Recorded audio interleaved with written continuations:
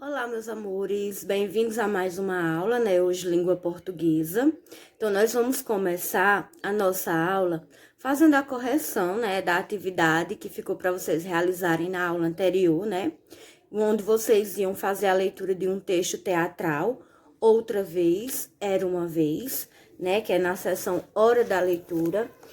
Então, ele se iniciava aqui, né, já com uma imagem e a lista das personagens desse texto teatral, né? Então, vocês iam fazer a leitura atenciosa e a partir dessa leitura, do estudo do vocabulário, né? Que tem aqui ao lado, que é importante também fazer a leitura, né? Que aqui tá explicando alguns termos, como sonoplastia, truque, teatro mambembe, adereços, brincantes. Então, vocês iam fazer a leitura dessas palavras, né? Para identificarem o significado. E logo após toda essa leitura detalhada e atenciosa, vocês iam responder aí a atividade linhas e entrelinhas, que é o que a gente vai começar a corrigir agora, né?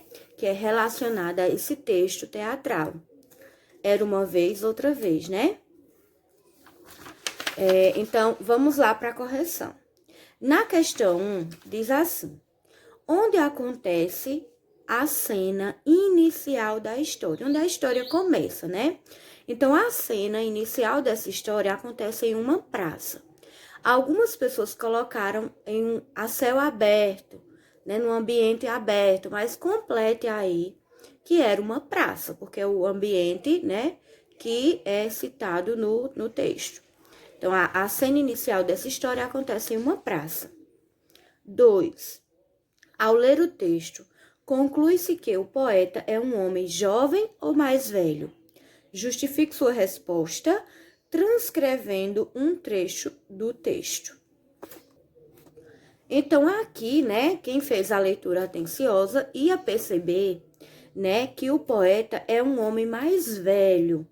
E o trecho, né, que comprova isso é que diz assim: tem no rosto as marcas do tempo, né? Então, conclui-se que o poeta é um homem mais velho a partir da leitura desse trecho que eu li agora, né? Tem no rosto as marcas do tempo. Lembrando que quando a gente retira do texto, que não é uma fala nossa, não é de nossa autoria, nós temos que colocar essa frase entre aspas, né?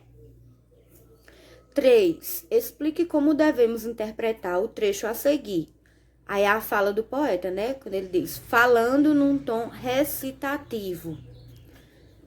Então, era esperado, né, que vocês dissessem, né, que o termo, né, recitativo vem de recitar. Então, aí, quando ele diz que o poeta, falando num tom recitativo, quer dizer que ele está declamando um poema, como se ele estivesse declamando um poema, né? Como se ele estivesse fazendo uma apresentação de um poema, da leitura de um poema, interpretando um poema, né? Então, aí, num tom recitativo, quer dizer que ele estava recitando o poema, usando aquela tonalidade, né? Que a gente, usando aquele tom, né, de realmente um recital. Então, seria essa a resposta, né? 4. Lógico que vocês vão escrever com as palavras de vocês, né? 4. Releia este trecho do texto.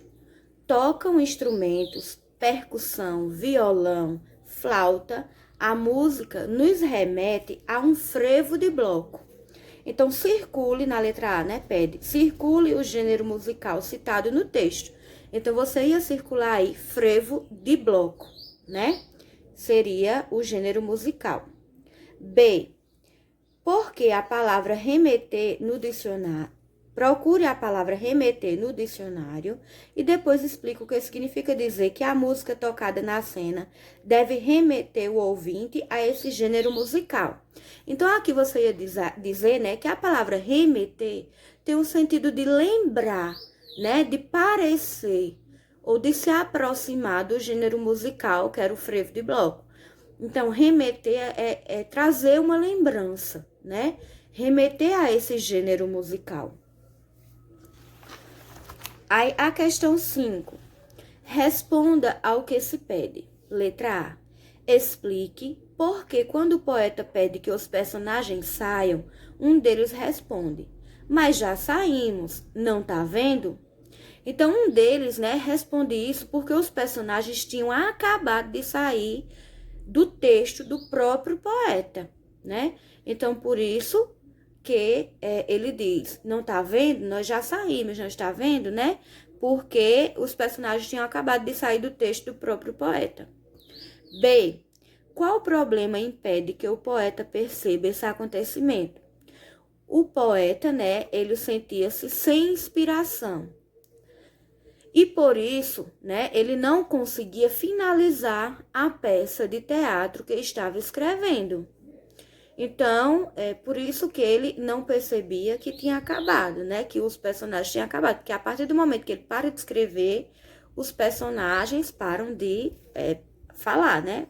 Acaba a sua fala até que ele dê sequência. C. Em que momento ele se dá conta desse acontecimento, né? Ele se dá conta desse acontecimento quando Hilda e Jeff contam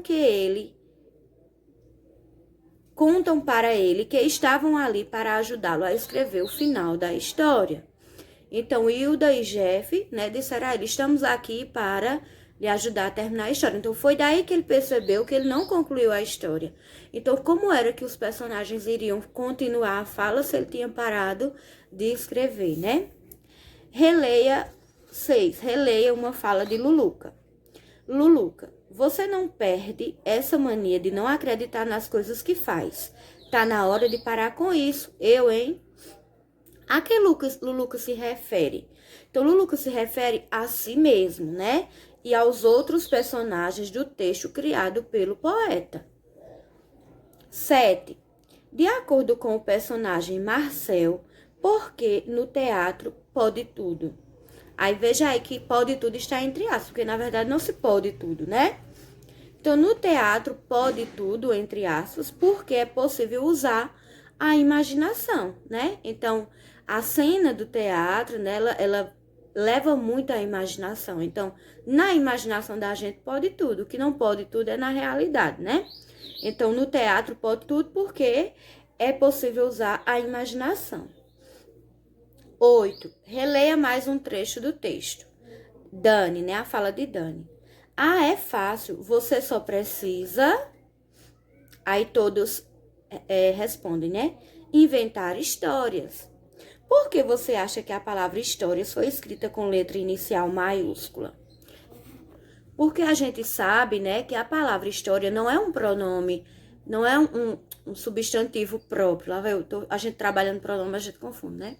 Então, a palavra história não é um substantivo próprio. Logo, não precisaria se escrever com letra maiúscula. Porém, né, a pessoa que está escrevendo, ela usa história com a letra maiúscula para chamar a atenção do leitor para esta palavra, né? Então, ele usou, né, a letra maiúscula para chamar, para dar destaque a essa palavra, né? Para o leitor visualizar essa palavra, né? Com mais atenção. 9. Os personagens do texto conversam em um tom formal ou informal. Lembrando que formal, né? Quando eu uso aquela linguagem mais rebuscada, né? Mais correta, sem usar gírias, né? Usar a palavra como ela é de fato. Já uma linguagem informal é quando eu uso gíria e eu sempre uso de forma oral quando eu estou conversando com alguém que eu tenho intimidade. Então a gente usa a linguagem informal. Então, os personagens do texto, eles conversam, né, em um tom informal. No texto, eles usam uma linguagem informal. Diversos trechos, né, podem comprovar isso, como, por exemplo, você nos chamou, não tá lembrado? Então, ele usou aí a palavra está, ele usou apenas tá, né, que é uma abreviação que a gente faz quando a gente está conversando. Então, também tem outro texto que diz assim, mas já saímos, não tá vendo? Então, tá aí, na verdade, deveria, se fosse numa linguagem informal, né? Deveria ser está e não tá, porque tá é um pedacinho da palavra, né? que a gente sempre, na nossa fala, a gente acaba abreviando, né? Diminuindo. Então, essas eram as respostas, né? Relacionadas ao texto de uma cena de teatro, né? Agora, nós vamos dar continuidade. Aí, na página 75, eu quero que vocês prestem bastante atenção para eu explicar essa atividade. Então, a atividade, né, aí da página 75, é na ponta da língua, que é quando a gente vai estudar, né, a gramática e algumas funções, né, da língua. Então, diz assim, estudo do gênero textual, texto dramático, que é, né, um gênero textual de teatro, né, usado normalmente em teatro. Ou em novelas, né, em filmes, então são textos dramáticos, né? Vamos estudar algumas características do gênero textual que você conheceu na seção Hora da Leitura, que é o texto dramático, chamado também de texto teatral. Dramático porque eles vão dramatizar, eles vão representar os personagens, né? Como o próprio nome já diz, esse gênero existe com o intuito de ser encenado, ou seja, para ser utilizado na montagem de uma peça de teatro, certo? Mas ele também pode ser simplesmente lido, como você e seus colegas fizeram neste capítulo. Então, tanto pode ser utilizado, né, para ser encenado por atores e atrizes, ou também pode ser utilizado apenas para leitura, né? Como a gente fez. Então, vamos lá. Na questão 1, diz assim: o texto era uma vez, outra vez, tem um narrador? Se tiver, você marca sim. Se não estiver, você marca não. Se você não lembrar, volta lá de novo no texto e faz a leitura novamente. 2. Além do título e do nome do autor, quais são as principais informações que aparecem no texto? Porque o título do texto tem que existir, né? Porque para a gente já ter uma prévia do que vai falar aquele texto. E o nome do autor também tem que ter, né? A não ser que seja um autor desconhecido. Mas todo texto tem que ter o nome do seu autor, de quem escreveu. Mas além desses dois, né? Quais outras informações aparecem nesse texto, né? Que vocês viram que não é comum em outro tipo de texto, em outro gênero textual. 3. Responda ao que se pede. Letra A. Qual é a função no texto dos trechos escritos em caixa alta? O que é caixa alta? É letra maiúscula. Quando se escreve em letra maiúscula, a gente diz que é caixa alta. E destacados em negrito, ou em caixa alta e sublinhado. Porque tem trechos no texto, né, que aparece a fala toda em caixa alta, às vezes ela em negrito, né, num tom mais forte, em preto mais forte, e sublinhado, né, com a linha abaixo. Então, qual é a função desses recursos no texto? Para que é que eles são usados? Aí você vai explicar aí. B. Como esses trechos são denominados? Como é que eles são chamados, esses textos? Essas informações, minha gente, estão lá na leitura do texto inicial. C. Os trechos devem ser lidos quando o texto é encenado. Quando vai se encenar, a pessoa que está encenando, ela deve estar lendo ou não? Você vai responder. D. Esses trechos são escritos com uma fonte, que é a letra, né? Diferente daquela usada para a escrita dos diálogos entre os personagens e colocados em negritos ou sublinhados para não confundir o leitor. Que outro recurso também é utilizado com esse objetivo? De não deixar o leitor confuso, porque são vários personagens. Então, que outro recurso é usado no texto para que o leitor, quem esteja lendo, não se confunda com a fala, né? Que ele saiba quem é que está falando. Então, você vai responder aí. E na próxima aula a gente corrige. 4, na página 76. O leitor consegue identificar o personagem que está falando no texto? Como? Então, quando a pessoa está lendo, o leitor, né, que é quem está lendo, ele consegue identificar quem está falando no texto? Se sim, como? Você vai explicar. 5. Então, vamos lá, questão 5. Quando a palavra todos aparece antes de uma fala, o que o leitor deve entender? Quando aparecer todos lá, o que é que o leitor deve entender? Você vai explicar aí. 6. Qual palavra faz o leitor perceber que o texto é dividido em partes? Né? Porque todo o texto teatral, né, ele é dividido em partes. Mas qual é a palavra que você lê que dá para você entender, né, que acabou uma parte que se vai iniciar outra? Então, você vai escrever aí. Aí abaixo, né, nós temos um texto informativo, né, falando sobre o texto dramático. E diz assim: uma das características do texto dramático ou texto teatral é a ausência de um narrador. Mesmo que um narrador faça parte da peça, o texto em si não conduz o leitor por meio de uma narrativa. Assim, o leitor compreende a história e as principais características dos personagens, principalmente a partir do diálogo que se dá entre eles, a conversa que acontece entre os personagens. Pode-se, então, dizer que nesse gênero textual, o leitor tem muito espaço para interagir com a história e também criar diversas interpretações a partir de sua própria imaginação. As informações relacionadas ao desenvolvimento das cenas e ao comportamento dos personagens são chamados de rubricas e costumam ser escritas em fontes, que são letras, diferentes ou então destacadas de algum modo, evitando assim que o leitor se confunda enquanto faz a leitura. Aí aqui abaixo, né, tem uma indicação de um texto que é Quem Conta um Conto Aumenta um Ponto, né, que é de Raimundo Matos de Leão.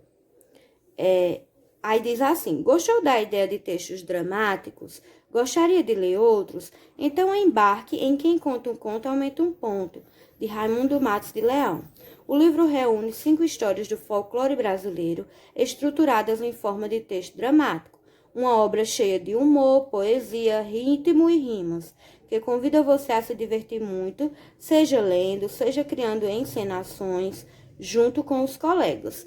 Então, quem tiver a oportunidade, né, de fazer a leitura desse texto, desse livro, né, Quem Conta um Conto Aumenta um Ponto, faça, tá certo?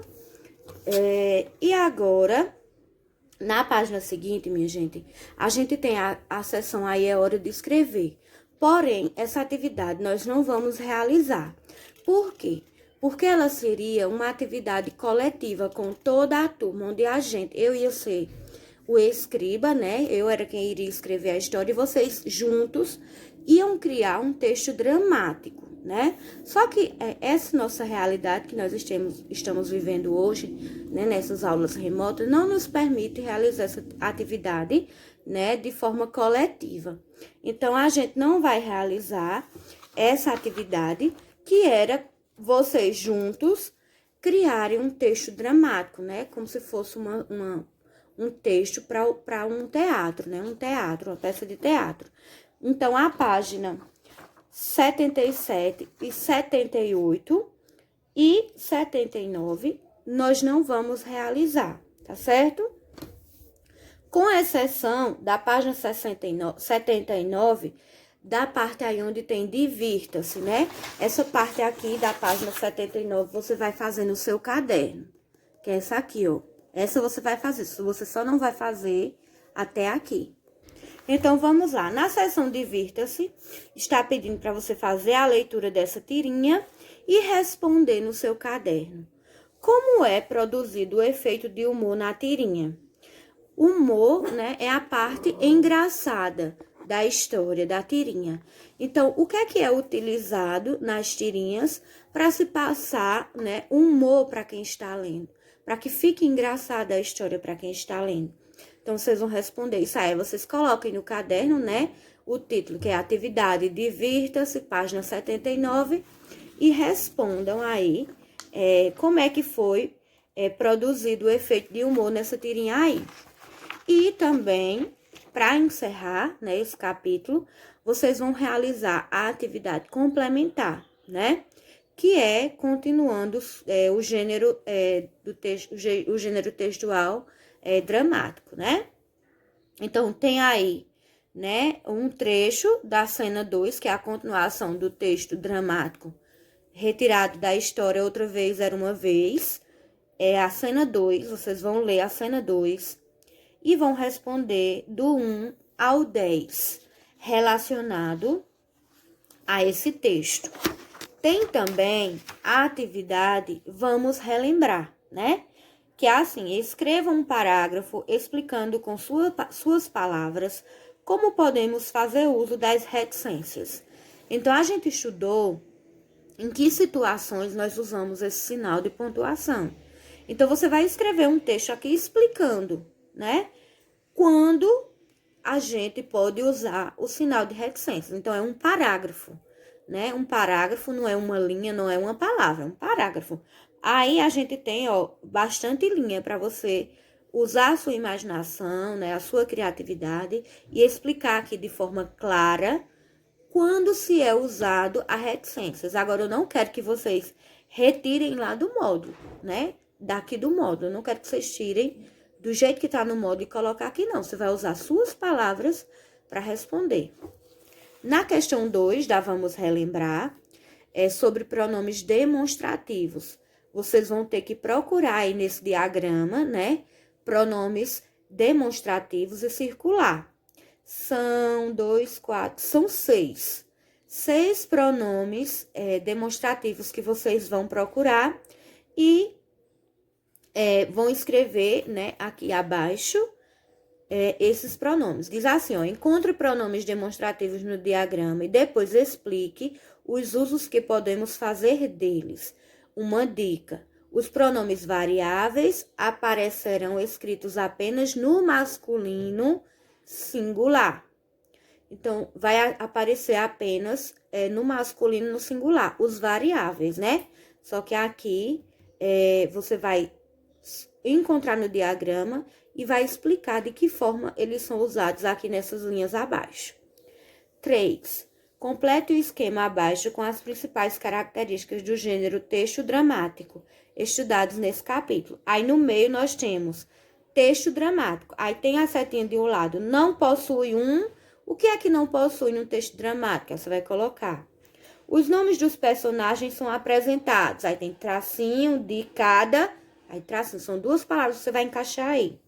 E abaixo, né, do termo texto dramático, tem possui, tracinho, que descrevem ao leitor os acontecimentos, comportamentos e as reações dos personagens. Então, olha, eu quero que vocês realizem a complementar e a Vamos Relembrar e me enviem as fotografias para que eu possa marcar aqui que vocês realizaram, porque como vocês sabem, tanto a complementar como a Vamos Relembrar, elas valem pontuação, tá certo? Então, assim que vocês acabarem, tanto a complementar quanto a Vamos Relembrar, lembrem-se de me enviar as fotos, né? Para que eu possa fazer o acompanhamento aqui na tabela semanal, tá certo? Então, por hoje, matemática é isso. Vocês vão ficar para responder, né? A seção Divirta-se da página 79.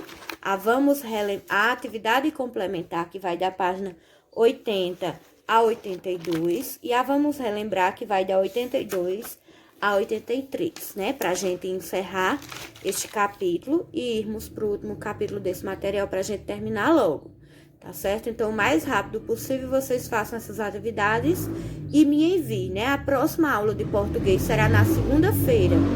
Portanto, eu aceito, né, essas fotos até a segunda-feira pela manhã, tá certo? Quem mandar depois, eu não vou aceitar, porque eu já vou postar na segunda-feira o vídeo com a correção dessa atividade, né? Então, não é justo você já pegar as atividades realizadas, né? A correção e só escrever lá o que o professor corrigir, tá certo? Então, um bom estudo a todos e até amanhã. Até amanhã na próxima aula. Tchau!